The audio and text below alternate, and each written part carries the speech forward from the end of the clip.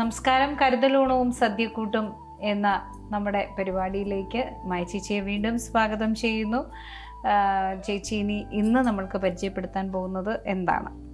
ബോളി പാൽപ്പായസം. ബോളി കൊച്ചുങ്ങളുടെ ഏറ്റവും ഇഷ്ട വിഭവമാണ്, നമ്മള് സദ്യയിൽ ഒഴിവാക്കാൻ പറ്റാത്തത്. അപ്പോൾ അതെങ്ങനെയാണെന്ന് പറഞ്ഞു. കടലപ്പരിപ്പ്, ഇതിന് വേണ്ട ഇൻഗ്രീഡിയൻസ്.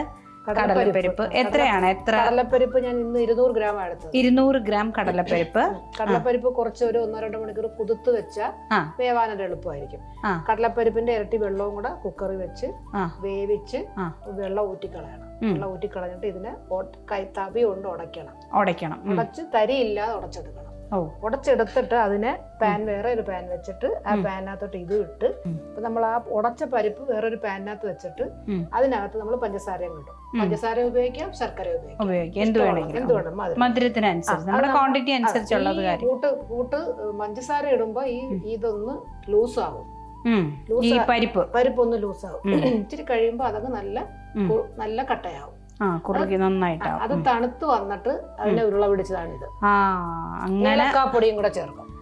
ഏലക്കാപ്പൊടിയും കൂടെ ചേർത്ത് പരിപ്പും പഞ്ചസാരയും കൂടെ വരട്ടിയെടുത്ത് ഉരുള പിടിച്ചതാണ് ഇത്. ഇതാണ്ട ഈ കൺസിസ്റ്റൻസി ഒക്കെ ഇതാണ് നമ്മുടെ അല്ലേ? ഓക്കെ. നമ്മള് വേവിച്ച കടലപ്പരിപ്പ് ഊറ്റി വെള്ളം കളഞ്ഞിട്ട് നന്നായിട്ട് ഉടച്ചെടുക്കണം. നന്നായിട്ട് ഉടച്ചെടുത്തിട്ട് അതിനെ വേറൊരു പാനിലോട്ട് ആക്കിയിട്ട് അതിന്റെ അകത്ത് ആവശ്യമുള്ള മധുരം നമ്മള് അറിയാം, നമ്മുടെ പഞ്ചസാര ഇടാം, ശർക്കര ഇടാം. ഇതൊന്ന് ഇതിനകത്തിട്ട് പാനിലിട്ട് നന്നായിട്ടൊന്ന് ഇതൊന്ന് വറ്റി വരും. വറ്റി വന്നിട്ട് തണുത്തിട്ട് അങ്ങനെ തന്നെ നമ്മള് ഉരുള പിടിക്കുന്നതാണ് ഇത്. ഇതിനകത്ത് ഏലക്കാപ്പൊടിയും കൂടെ ചേർക്കും. ഇത് മൈദാമാവ്, ആവശ്യത്തിനുള്ള ഉപ്പും ചേർത്ത് ലേശം മഞ്ഞപ്പൊടിയും ചേർത്ത് ലൂസായിട്ട് കുഴച്ചെടുക്കണം. ഒരുപാട് വെള്ളവും ആവരുത്, ഒരുപാട് കട്ടിയും ആവരുത്. കുഴച്ചെടുത്തിട്ട് കുറച്ച് നല്ലെണ്ണ ഒഴിച്ചിട്ട് അതിനകത്ത് ഒരു മണിക്കൂറെങ്കിലും മിനിമം ഒന്ന് ഡിപ്പ് ചെയ്തൊന്ന് അടച്ചു വെച്ചിരുന്നാൽ ഈ മാവ് നല്ല സോഫ്റ്റ് ആയിട്ട് വരും. ഇത് നല്ലെണ്ണയിൽ കിടക്കുവാ അല്ലേ? നല്ലെണ്ണയിൽ കിടക്കും. ഓക്കെ, ഇതാ കാണിക്കാം. നല്ലെണ്ണയിൽ കിടക്കാണ്, നല്ല സോഫ്റ്റ് ആയിട്ടുള്ളത്. ഈ നല്ലെണ്ണ കിടക്കുന്നത് നമുക്ക് തോന്നും നല്ലെണ്ണയുടെ രുചിയൊന്നും വരത്തില്ല ഇതിന്. ഇങ്ങനെ ഇത്ര സോഫ്റ്റ് ആവത്തില്ല ഈ എണ്ണയിൽ ഇട്ടില്ലെങ്കിൽ. ഓക്കെ, സോഫ്റ്റ് ആവാൻ വേണ്ടിയിട്ടാണ് നമ്മൾ നല്ലെണ്ണയിൽ. എത്ര മണിക്കൂർ വെക്കേണ്ടി വരും? 1 മണിക്കൂറെങ്കിലും മിനിമം 1 മണിക്കൂർ. ഇച്ചിരി കൂടുതലിരുന്ന് പറഞ്ഞാലും കുഴപ്പമില്ല. ഇതിന് നമ്മള് ഇത് പാചകം ചെയ്യാൻ തുടങ്ങാം. ദോശക്കല്ല് അടുപ്പി വെക്കാം. ദോശക്കല്ലിലാണ്. ഓക്കെ. തീ കത്തിച്ചത് ചുടുന്നതിന് മുമ്പ് ആദ്യം ഒന്നരത് പരത്തിയെടുക്കുക, ചുട്ടെടുക്കുക, അങ്ങനെയാണ്. ഇത് ഉണ്ടാക്കി അവിടെ വെച്ചിട്ട് നമുക്ക് എടുത്ത് വിട്ടാൽ ചെയ്യാൻ പറ്റത്തില്ല. അപ്പൊ പെട്ടെന്ന് ചെയ്യണം, പൊടിഞ്ഞു പോകും.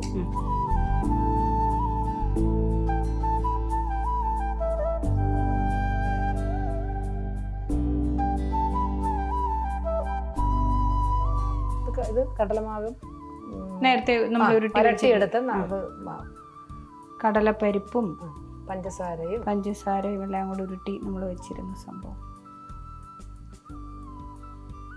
കുറച്ച് പണിയുണ്ടല്ലേ, പക്ഷേ രുചി നല്ല രുചിയാണ്. എല്ലാവരും ഒരുപോലെ ഇഷ്ടപ്പെടുന്നതാണ് ബോളി അല്ലേ? ഇനി ഇത് കല്ല് നല്ല തിളച്ച് കിടക്കണം. ഇത് നമ്മൾ ആക്കി വരുമ്പോഴത്തേക്ക് പൊട്ടാതെ സോഫ്റ്റായിട്ട് ചപ്പാത്തി പരത്താൻ പാടില്ല. ഞാൻ ആദ്യമായിട്ട് കാണും കേട്ടോ ബോളി ഉണ്ടാക്കുന്നു. കഴിച്ചിട്ടേ ഉള്ളൂ. ഇതെങ്ങനെ ഉണ്ടാക്കുന്നു എന്നൊന്നും എനിക്കറിയത്തില്ല. പക്ഷെ ഇങ്ങനെയൊക്കെയാണെന്നൊന്നും ഒട്ടും അറിയത്തില്ല. പണിയുള്ള പക്ഷെ ഒത്തിരി ജോലിയുണ്ട് അല്ലേ? പക്ഷെ നമ്മുടെ മക്കൾക്ക് നന്നായിട്ട് എല്ലാവർക്കും ഒരുപോലെ പായസവും അല്ലേ? ഓക്കെ, ഇങ്ങനെ ഇടണം അല്ലേ? ഇവിടെ ഞാൻ വന്നപ്പോൾ ഇവിടെ ഒരു കൃഷ്ണനെ കണ്ടു. ഞാൻ ഫോട്ടോ ഒക്കെ എടുത്തു കേട്ടോ. കൃഷ്ണൻ എത്ര വർഷത്തെ പഴക്കം? ഒരു 100-150 കാണും ഏകദേശം. 150 വർഷം. 100 വർഷമെങ്കിലും പുറകെ പോകും. കാരണം പാവണം ജനിക്കുന്നതിന് മുമ്പേ കൊണ്ടുവച്ചതാണ്. എന്നിട്ട് ഇതിനകത്ത് എണ്ണ ഒഴിക്കും അല്ലേ? അല്ല, നെയ്യ്. ഓക്കെ.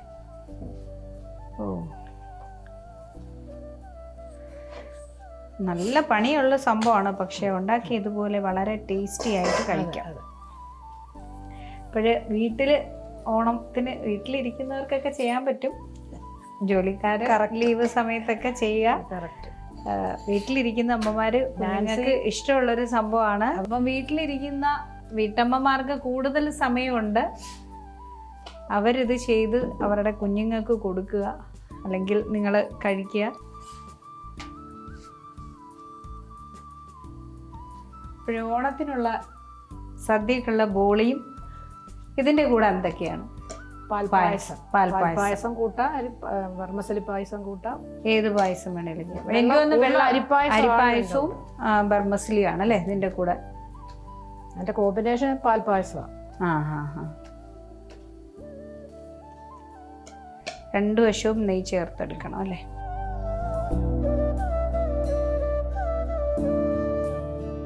ബോളിയുടെ കൂടെ കഴിക്കുന്ന നമ്മളെ നല്ല പാൽപ്പായസം. അപ്പോൾ ഈ പാൽപ്പായസത്തിന്റെ കൂടെ ഒന്ന് പറയാമോ? പാൽപ്പായസം നമ്മള് പായസപ്പച്ചരി എന്ന് പറഞ്ഞ് മേടിക്കാൻ കിട്ടും. പായസപ്പച്ചരി റോസരി പച്ചരി ഇതിപ്പം 150 ഗ്രാം ഒരു ഗ്ലാസ് പച്ചരി 150 ഗ്രാം. അതിനകത്ത് ഞാൻ 1.5 ലിറ്റർ പാലും അതിന്റെ കൂടെ ഒരു 2 ഗ്ലാസ് വെള്ളവും കൂടെ ഒഴിച്ച് കുക്കറിലാണ് വെച്ചത്. കുക്കറിൽ വെച്ച് തിളച്ച് കഴിഞ്ഞിട്ട് ഏറ്റവും ചെറിയ ബർണറിന്റെ ഏറ്റവും സിമ്മ് ആക്കി വെച്ചിട്ട് വെയിറ്റ് വിട്ട് ഒരു 10 മിനിറ്റ് അടച്ചു വെച്ചിരുന്നു. ഓക്കെ. പിന്നെ തുറന്നിട്ട് ആവശ്യത്തിനുള്ള മധുരം ഇടുക. ഓക്കെ. അപ്പോഴത്തേക്ക് നെയ്യോ മറ്റു കാര്യങ്ങളോ ഒന്നുമില്ല. പാൽപ്പായസമായി അല്ലേ. എന്നാ ചേച്ചി തന്നെ എടുക്ക.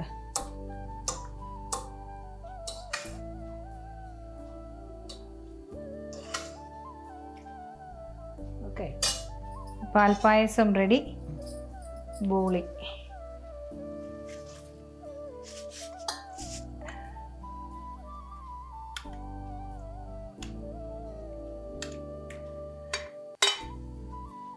ഇപ്പോൾ കരുതലിൻ്റെ സദ്യക്കൂട്ടിൽ പാൽപ്പായസവും ബോളിയും. ഇപ്പോൾ ബോളി ഉണ്ടാക്കുന്ന വിധം നിങ്ങളെല്ലാം കണ്ടല്ലോ. മാക്സിമം എല്ലാവരും ട്രൈ ചെയ്ത് നോക്കുക. അപ്പം ഞാനൊന്ന് കഴിക്കട്ടെ. എല്ലാം കൂടെ കഴിച്ചിട്ട് സദ്യ ഉണ്ട് പ്രതീതി എനിക്ക്.